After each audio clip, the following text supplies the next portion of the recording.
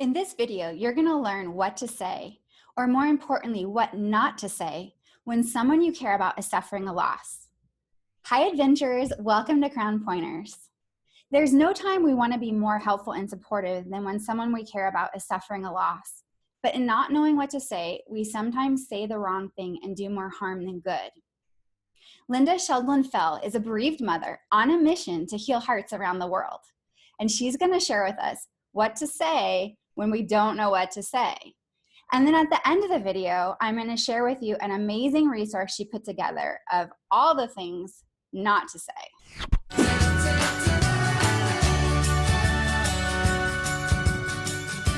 First off, why is grief literacy so important? Grief is something that affects everyone at some point in life. It's been around since the beginning of mankind, but we have developed over the past few generations a real, taboo with grief. And so what comes with that is a lack of understanding.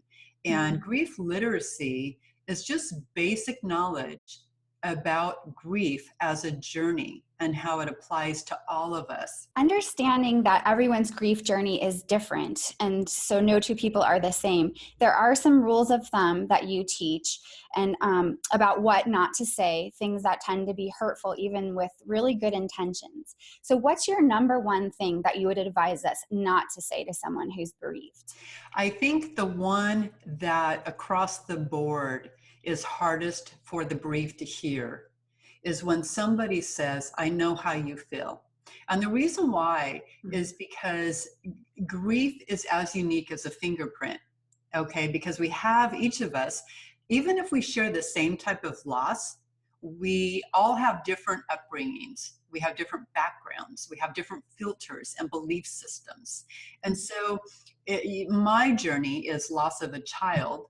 So when someone who has lost a different loved one, or maybe not even a loved one, but let's say their career or their house, when they say, "I know how you feel," it presents guilt within us of, "No, you don't. You don't know how I feel because you didn't have the same relationship. And further, you didn't know my loved one." And why that presents guilt in us is because it's irritating to us. But then that makes us feel bad because they don't know how we feel. We don't want them to know how we feel. We don't want to wish it on anyone. And so it's really a complex kind of statement. And many people will say that, "I know how you feel. I lost my dog last month." Well, losing a pet is hard. I've lost a pet just last year. And my husband and I are still, our hearts are still sore from that. But it's not the same loss as losing a child or losing a parent or losing a sibling or losing a spouse. We can't compare them. And so that would be the number one thing not to say is, "I know how you feel." Another common thing people say with really pure intentions is, "Let me know if you need anything." Why is that not the most productive or helpful way to offer help? Well, why that is a tough one is because when someone's bereaved, depending upon their loss, they might be in a shock, in a fog, especially if it's a traumatic loss. That's going to differ from an anticipatory loss. And what I mean by that is someone who, if they are losing a loved one to a terminal illness, the loss is no less, but it has different dynamics. And with a traumatic loss, you're not prepared in any way, shape, or form. And when somebody says, "Call me if you need anything," well, when you're in shock, you don't know what you need. You have no idea. You're in this fog. So the best thing to do is to come over and say, "I'm going to the grocery store. I'm getting toilet paper. Are you low?" Ask a very yes or no question. Bottled water, coffee, milk, and of course, meals are always wonderful. The really important thing to know about that, though, is if you bring a meal, which bless you if you do, because even though the bereaved might not feel like eating, all those people that are in the house do. They get hungry. And it's important to deliver a meal in a disposable, non-returnable dish. Another guideline you share is not to say or to ask, "Are you okay?" Why is that a difficult question for the bereaved? We are trained from a very young age in our culture to greet one another, to say, "Hey, how are you? Hello, good to see you. How are you?"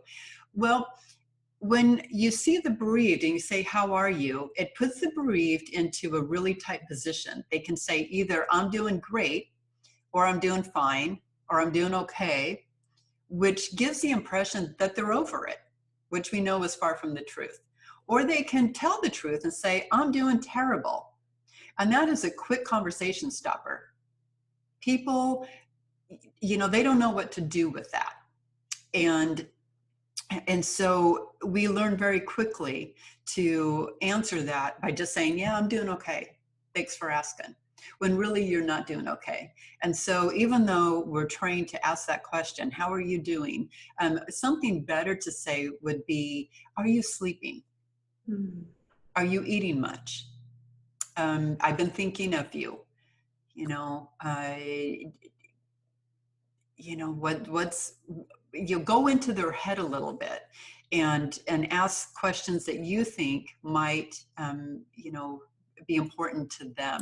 And I think a lot of times we feel afraid to ask about the deceased, like we're going to make the person sad or bring it up when maybe they just want to be living life and not have to address it. Is it okay to ask about them? It's more than okay. We like to talk about our loved one, and we appreciate it when you bring them up, especially if you say them by name. So you might not always remember the loved one's name. You might say, "Okay, they lost their mom. What was her name?" You can just say, I know that you're going through this transition in life, and I just want you to know that you're on my heart. I remember having a conversation with your mom 5 years ago." Come up with something and share a memory about that person. And so, yes, please bring them up, because it's the elephant in the room. You're not going to make us cry more by bringing our loved one up. You are going to actually put a little joy in our heart, because it gives us an opportunity to talk about our loved one. And right now, when we're in a lot of pain, that ability to talk about our loved one gives us that sense of processing, and that processing is how we are going to heal. If we aren't allowed to talk about it, we're not going to make strides in our own healing. So please, yes, bring it up. As we close, what is the last thought that you'd like to leave our viewers with about how to be supportive to people who are going through a loss? I think that the biggest question is, what can I do for someone who is hurting? And what can you do? The best gift you can give someone with a wounded heart, whether it's from loss or anything else that's going on in their life, is to really just listen to them. Listen. Don't judge. Don't critique. Don't guide. Just listen. And let them ramble, repeat, and go on and on. Don't interrupt them. And then just hug them. So listen, hug, repeat. That's the best gift you can give somebody with a wounded heart, no matter what that wound comes from, but especially with the bereaved. Lynda Cheldelin Fell has 30 books on hope and healing. They're award-winning and best-selling, and she's got multiple innovative projects that are geared toward bringing awareness and compassion to the bereaved. The links to her projects and to her books are in the description box right there below this video. And very importantly, I want to make sure you know about an awesome free resource she compiled with 22 grief counselors. And it's an entire manual. It's your handbook for how to support the bereaved. And it's 15 things not to say, what to say instead, and why. So that is at griefdiaries.com/resources, but the link is right there in the description box. So make sure you download your free copy. And then in the comment section, I would love to hear from you what someone has done that was comforting to you when you've gone through a difficult time.